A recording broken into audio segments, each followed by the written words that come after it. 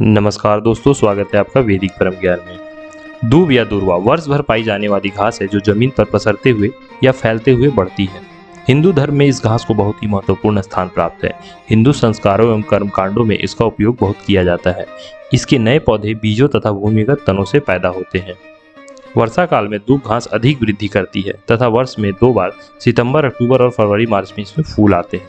दूब संपूर्ण भारत में पाई जाती है। भगवान गणेश को दूब घास प्रिय है।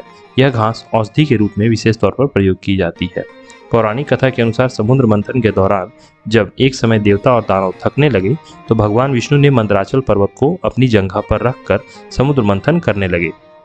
मंदराचल पर्वत के घर्षण से भगवान के जो रूप टूटकर समुद्र में गिरे थे, वही जब किनारे आकर लगे तो दूब घास के रूप में परिणित हो गए। अमृत निकलने के बाद अमृत कलश को सर्वप्रथम इसी दूब घास पर रखा गया था, जिसके फलस्वरूप यह दूब भी अमृत तुल्य होकर अमर हो गई। दूब घास विष्णु का ही रोम है, अतः सभी देवताओं में यह पूजित हुई और अग्र पूजा के अधिकारी भगवान गणेश को भी अति प्रिय हुई। तभी से पूजा में दूर्वा का प्रयोग अनिवार्य हो गया।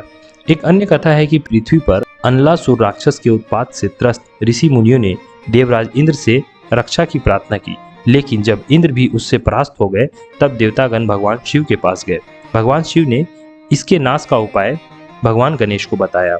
देवताओं की स्तुति से प्रसन्न होकर भगवान श्री गणेश ने उस अनलासुर को निगल लिया। जब उनके पेट में जलन होने लगी तब ऋषि कश्यप ने उन्हें 21 दूर्वा की गांठें पीसकर पिलाई, जिससे उनके पेट की ज्वाला शांत हो गई।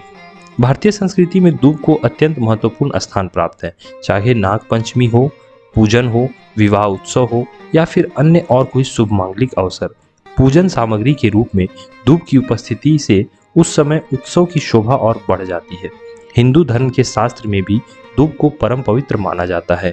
भारत में ऐसा कोई मांगलिक कार्य नहीं है जिसमें हल्दी और दूब की जरूरत नहीं पड़ती हो। प्रायः जो वस्तु स्वास्थ्य के लिए हितकर सिद्ध होती थी, उसे हमारे पूर्वजों ने धर्म के साथ जोड़कर उसका महत्व और भी बढ़ा दिया था। दूब भी ऐसी एक वस्तु है। यह सारे देश में ज़्यादातर हर मौसम में उपलब्ध रहती है।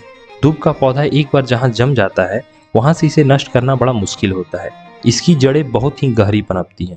दूब की जड़ों में हवा तथा भूमि से नमी खींचने की क्षमता होती है। यही कारण है कि चाहे सर्दी पड़े या तपती गर्मी, हर समय दूब जीवित रहती है और किसी भी मौसम का इस पर ज़्यादा असर नहीं पड़ता है।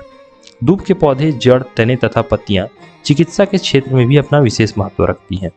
जैसे दूब के कुछ औषधीय गुण इस प्रकार है।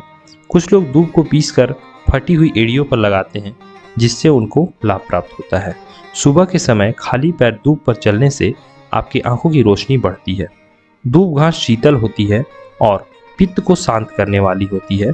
इसीलिए बहुत सारे लोग खट्टी ढकारों से परेशान या फिर पित्त दोष से परेशान होते हैं, तब इसका प्रयोग करते हैं। नक्सीर में भी इसका रस नाक में डालने से लाभ होता है। इस घास के काढ़े से कुल्ला करने पर मुंह के छाले इत्यादि भी मिट जाते हैं।